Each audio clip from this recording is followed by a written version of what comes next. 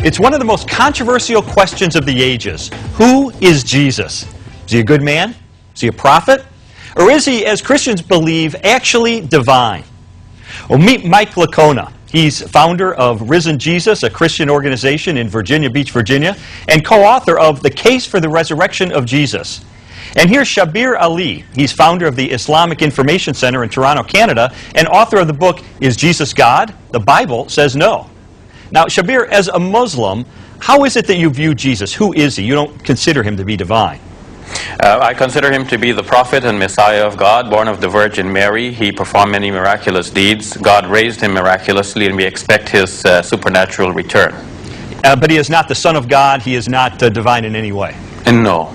Okay, Michael, now you're making the affirmative claim that Jesus is indeed divine. Now, that's an easy claim to make, but what evidence do you have that he believed that and that he proved it to be true?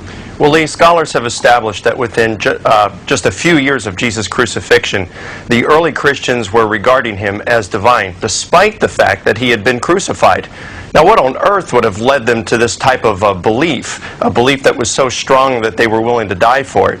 We have historical evidence that Jesus claimed divinity and rose from the dead. When someone claims to be divine and rises from the dead, we should believe him. Shabir, how do you respond to that?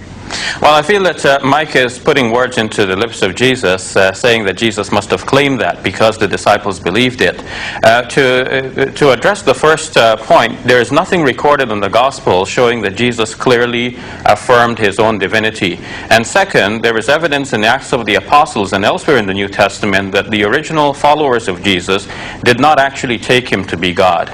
Okay, Michael, those are important assertions there. Did Jesus believe he was God, and how do we know? It would seem that he hadn't read the New Testament if he's going to make the statement that the New Testament nowhere has any place where Jesus claimed to be divine. It's filled with those kind of claims. But I think what he's probably referring to are statements that can be historically verified or for which we have good evidence. For example? Well, for example, you've got Mark chapter 14, verses 61 through 64, where Jesus is before the Jewish leaders, and the high priest says, "Are you the Messiah, the Son of God?" And Jesus says, "Yes, and you will see the Son of Man coming on the clouds of heaven." That's something in the Old Testament that only God does, and seated at the right hand of power. In other words, he's claiming to be a co-occupant of God's throne. Shabir, has he convinced you? No, I don't think so, because he's referring to the trial of Jesus before the Jewish Sanhedrin, and this is reported variously in Matthew, Mark, and Luke. In Matthew and Luke's versions, we have it that Jesus did not actually affirm the title. He said, "You are the ones claiming that I am," in essence. And to say that Jesus comes on the clouds of heaven proves that he is God himself. That would be to say that God could not do this for one of his creatures. So I do not think that arguing from silence will make Jesus God. It is clear that to affirm Jesus as God involves a logical self-contradiction. It involves contradiction with the divine scriptures, and it involves also a religious problem. Now, I want to return you to that passage from the trial before the Jewish Sanhedrin. The Sanhedrin asks him, "Are you the Messiah, Son of the living God?" Now, and it says that Jesus said, "I am," in Mark's Gospel, but in Matthew and Luke's account of the same episode, Jesus says, "You say that I am." And unless you can first establish the actual words of Jesus, you cannot build a reasonable commentary on that. Now, it's okay, better but to Shabir, say what does he say right after that? "You say that I am." He says, "You will see the Son of Man coming on the clouds of heaven and seated at the right hand of power." I mean, so these you are have to decide. Are you saying that his divinity is based on his saying "I am," or his saying that he's coming on the clouds of heaven? First of all, there is nothing clear. Heaven, seated at the right hand of power. Well, here I'm saying that God can do that for any of his creatures, and that would not make the creature himself God. If God calls up a creature with him to his throne... Jesus is claiming to be a co-occupant of God's throne.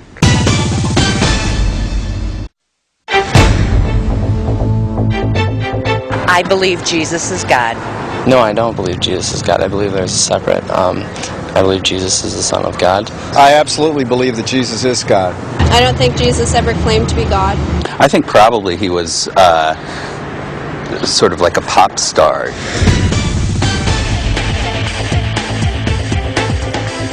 We're back talking about Jesus. Is he divine, as Christianity claims, or just a prophet of God, as Islam claims? Now, Shabir, Mike's been referring to New Testament records that are much closer to the actual life of Jesus than the Quran, which Muhammad recorded some 600 years later. So why should we consider the Quran to be a better historical record when it's so much later than these New Testament accounts? Well, the Quran does not claim to be a better historical record. The Quran claims to reaffirm that teaching which is there in the earlier historical record, namely the Gospels themselves, and it calls upon the people of the Gospel to judge by what God has revealed in the Gospels. And when we look at the Gospels, we see that Jesus throughout was referring to himself as the Son of Man, which means a human being, that he had human limitations, he did not know everything. He said, of that day and hour no man knows, not even the Son, but the Father only. He said, I can of myself do nothing. I do only as the Father has commanded me. Throughout, Jesus is deferring to God, and in fact he falls in his face and he prays to God.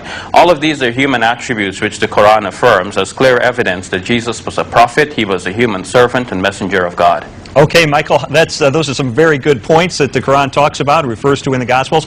How do you look at the matter? Well, it's how Christians have looked at it from the very beginning, that Jesus had two natures, a divine nature and a human nature. So simply, he had these limitations in his human nature while not in his divine nature. You must have it such that Jesus is completely God and completely man at the same time. That is like saying that something is a square circle. It cannot be both, because to be human means to have limitations. To be divine means to have none. You cannot be limited and unlimited at the same time, unless you're schizophrenic, in which you have two different personalities here. Okay, Michael, is Jesus schizophrenic? Let's answer that question. Well, no. I mean, he was completely human in his human nature, and he was completely divine in his divine nature, and this is pretty clear throughout the New Testament. But when we come to the Quran, what we find is a Jesus that is quite different than what we find in the New Testament. It's a Jesus who comes out of the womb speaking and preaching. It's a Jesus who's part of a Trinity that includes the Father, Son, and Mary. It's a Jesus that we find in the Gnostic Gospel. I think you have misunderstood the Quran here, because the Quran does not say that Jesus is part of a Trinity that involves God, Mary, and Jesus. The Quran refutes the belief of those... That might be a certain interpretation of it, but... The Quran refutes the belief of those who claim this. But what the Quran shows clearly is that Jesus cannot be part of a Trinity, because no such thing as a Trinity exists. That God is one throughout the Old Testament and into the New Testament. The word Trinity does not exist in the Bible. This is a later idea. Well, neither does theology, Shabir, but we both believe theology is real. I mean, listen, what we have of the Quran is this.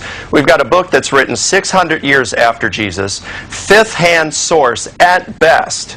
It's written in a different country, a different culture, in a different language in which Jesus lived. Yeah, Mike, but you're missing the point, because one doesn't need the Quran to affirm that Jesus is a human being and a prophet. The Quran, by affirming that Jesus is a prophet, is not saying something new than what Christians already believe, because the Gospels show that he's a prophet, and Christians, despite believing that Jesus is God, also affirm that he's a prophet. So on that, Christians will agree with the Quran. Shabir, let me ask this then. Where did this idea that Jesus is God come from? Well, the idea that Jesus is God is something that evolved over time. We can see in the pages of the New Testament itself and Acts of the Apostles that people very easily in the Greco-Roman world took people for gods. Shabir, I want to tell you, I've written a 300-page book on the evidence that convinced me as an atheist that Jesus did claim to be the Son of God, and he proved it by returning from the dead. And so my last question to you, and we just have a moment, is what would you say to Christians like me who are absolutely convinced by the evidence that the evidence supports those claims? I would say that you have to start by looking at the logical problems with claiming that Jesus is God, and then interpret the scriptures in a reasonable way that does not give rise to these logical problems. Okay. To say that he was God and man at the same time is logically self-contradictory. To say he's one of a Trinity is also to introduce another logical contradiction.